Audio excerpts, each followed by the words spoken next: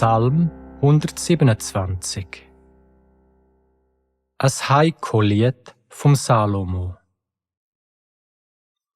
Wenn er nicht baut am Haus, wo wir bauen, ist alle Mühe umsonst.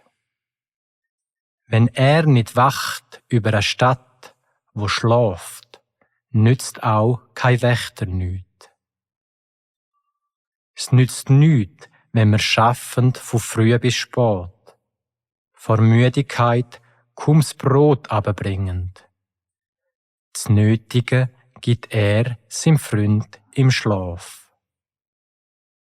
Auch Kind sind öppis, wo er einem gibt, eine Frucht aus seiner Hand.